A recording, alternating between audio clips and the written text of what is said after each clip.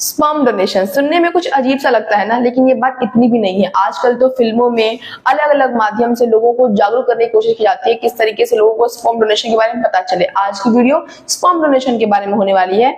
आज की वीडियो में आपको बताऊंगी कि स्पर्म डोनेशन क्या होता है, इसका उपयोग क्या होता है, स्पर्म डोनेशन की जो क्राइटेरिया होती है कि आप किस तरीके से स्पर्म डोनर बन सकते हो, उसका पूरा प्रक्रिया क्या होता है, प्रोसेस क्या होता है। अगर आपको अपने स्पर्म को डोनेट करना है तो किस तरीके से आप अपने स्पर्म को डोनेट कर सकते हो। और सबसे अहम सवाल जो कि लोगों के मन में आता है, बार बार आता है, कि स्पर्म को डोनेट करने से पैसे कितने मिलते हैं। ये लोगों के मन में बहुत ज्यादा सवाल होता है, बहुत वो जिसको जानने उत्सुक होते हैं कि आखिर कितने पैसे मिलेंगे, कैसे मिलेंगे।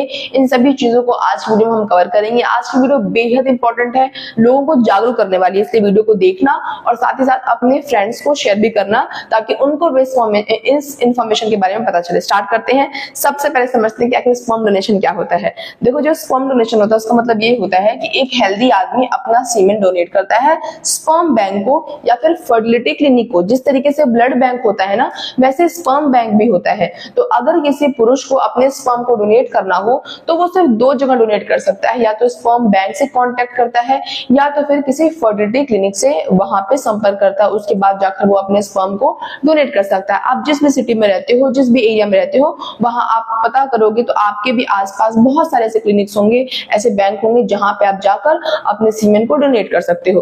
अब बात करते हैं इसका उपयोग क्या होता है, क्यों इंसान अपने स्पर्म को डोनेट करेगा। अगर आप अपने स्पर्म को डोनेट कर रहे हो, इसका मतलब कोई ऐसा व्यक्ति भी है जो कि आपके स्पर्म को परचेज करता है या फिर अपने बच्चे पैदा करने की प्रक्रिया में उसका इस्तेमाल करता है। तो देखो, उसका उपयोग ये है कि उन कपल्स को हेल्प करता है जो बच्चा पैदा नहीं कर पाते हैं। ऐसे बहुत सारे कपल्स है दुनिया में जो कि बच्चा पैदा नहीं कर पाते हैं, उनको आपका स्पर्म हेल्पफुल होता है, काम आता है। जैसे ऐसे कोई कपल्स जिनमें सीमेन की यानी स्पर्म में कोई समस्या है, जैसे उनका जो स्पर्म काउंट है वो अच्छा नहीं है, या फिर उनका स्पर्म हेल्दी नहीं है, उनके स्पर्म का शेप साइज सही नहीं है, या फिर जीरो स्पर्म है, कोई भी समस्या हो सकती है। स्पर्म में ऐसे तो है नहीं कि एक ही समस्या होती है, कई तरह की क्या हो सकती है, समस्याएं हो सकती हैं, जिसके चलते कोई पुरुष पिता नहीं बन पाता है। तो ऐसे बहुत सारे कपल्स होते हैं, वो कपल्स लाख ट्राई करते हैं बट कंसीव नहीं कर पाते हैं। तो जो आपने स्पर्म डोनेट किया होता है, उसी स्पर्म का इस्तेमाल करके वो लोग कपल्स बन जाते हैं। तो इससे अच्छी बात और क्या हो सकती है, इसीलिए स्पर्म डोनेशन का यूज किया जाता है। आगे बात करते हैं क्या एलिजिबिलिटी क्राइटेरिया होती है स्पर्म डोनर बनने की। कि अगर मान लेते हैं कि जो लोग भी आप वीडियो देख रहे हो, आपके मन में सवाल आएगा ना कि अगर मुझे अपना स्पर्म डोनेट करना हो तो क्या क्या क्राइटेरिया होनी चाहिए। तो सबसे पहली चीज जो है वो ये है कि आपकी जो उम्र है वो 18 से 35 वर्ष के बीच में होनी चाहिए। अगर आप 18 वर्ष से कम है आपकी उम्र, या फिर अगर आपकी उम्र 35 वर्ष से ज्यादा है, तो आप स्पर्म डोनेट नहीं कर सकते। क्यों नहीं कर सकते? क्योंकि 35 वर्ष के बाद जो स्पर्म की क्वालिटी होती है ना, वो थोड़ी सी डिक्लाइन हो जाती है, डिक्रीज होती है, यानी कि थोड़ी सी जो गुणवत्ता है वो खराब होती है। तो इसलिए जो फर्टिलिटी पीरियड होता है जब आप स्पर्म को डोनेट करो, वो 18 से 35 वर्ष के बीच में होता है, और 18 से पहले तो सवाल पैदा नहीं होता। उसके अलावा भी क्राइटेरिया होता है। ऐसा नहीं कि अगर आपकी उम्र 18 से 35 वर्ष के बीच में है तो आप जाकर अपना स्पर्म डोनेट कर दोगे। उसके और भी बहुत सारे क्राइटेरिया होता है। जो दूसरा क्राइटेरिया वो ये है हेल्दी लाइफस्टाइल। आप स्मोकिंग, अल्कोहल या ड्रग का यूज ना करते हो तभी आप अपने स्पर्म को डोनेट कर सकते हो। जाहिर सी बात है, जो लोग इन सब का सेवन करते हैं उनका स्पर्म हेल्दी स्पर्म में काउंट नहीं होता है।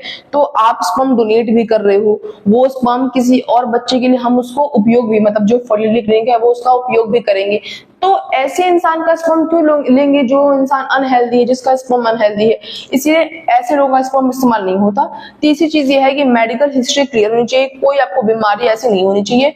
चौथी चीज ये है कोई जेनेटिक डिजीज या प्रॉब्लम नहीं होना चाहिए, क्योंकि जाहिर सी बात है अगर आप में कोई प्रॉब्लम है तो जब आप अपने स्पर्म को डोनेट करोगे तो जिस बच्चे को पैदा करने के लिए वो स्पर्म इस्तेमाल किया जाएगा बनाने के लिए, उस स्पर्म में भी प्रॉब्लम होगी और वो बीमारी, वो डिजीज उस बच्चे में भी ट्रांसफर हो सकती है। ठीक है, अब करते हैं कि प्रोसेस क्या होता है, जो बहुत मुख्य सवाल है, अहम सवाल है। बहुत सारे लोग स्पर्म डोनेट करना चाहते हैं बट उन्हें पता ही नहीं होता कि एक्चुअली में किस तरीके से आप अपने स्पर्म डोनेट करो। तो आपको पूरा प्रोसेस समझाऊंगी। देखो, सबसे पहले आपको स्पर्म बैंक में जाना होगा, या फिर आप किसी फर्टिलिटी क्लिनिक में भी जा सकते हो जो ऑथराइज्ड हो, जो जाना माना हो। ऐसे कहीं भी आपको जाकर अपने स्पर्म डोनेट नहीं कर देना है, वरना आपको उसका हर्जाना भुगतना पड़ जाएगा।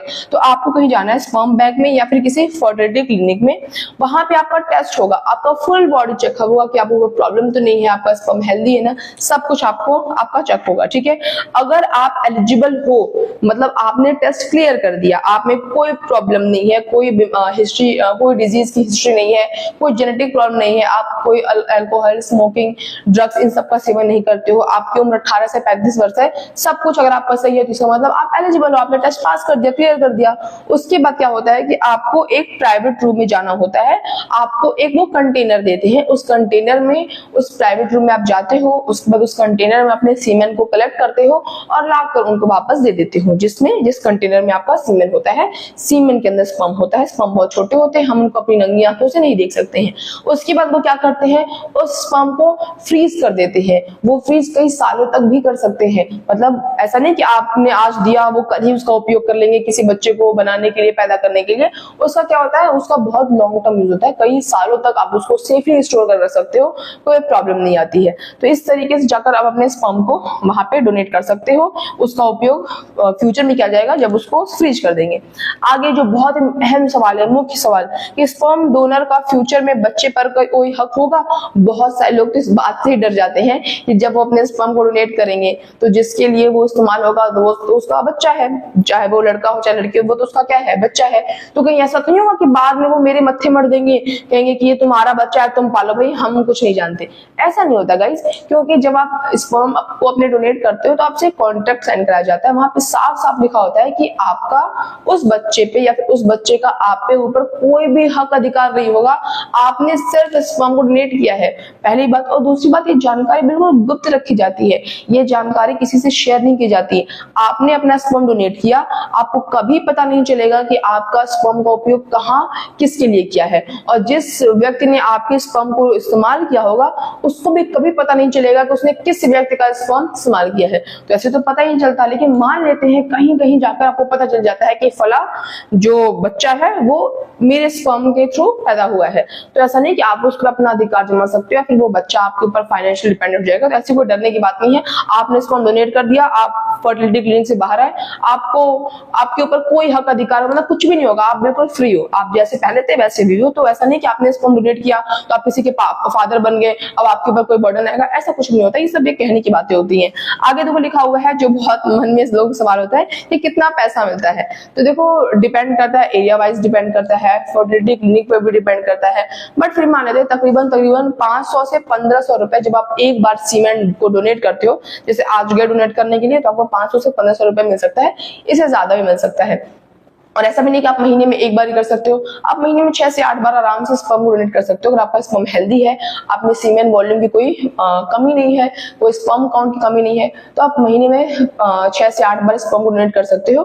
और एक बार डोनेट करने में 500 से 1500 रुपए मिलते हैं, जो कि एक डिसेंट अमाउंट भी होता है। और इससे सिर्फ आप अमाउंट में मत जाओ, इससे कई लोगों का भला होता है। मतलब उनके लिए तो आपको तो सिर्फ 500 से 1500 रुपए मिल गए, ठीक है, लेकिन उनके लिए तो वो जो चीज मिली है वो बिल्कुल अमूल्य है, उनकी तो कोई मतलब प्राइस में कोई कीमत लगाई नहीं जा सकता है।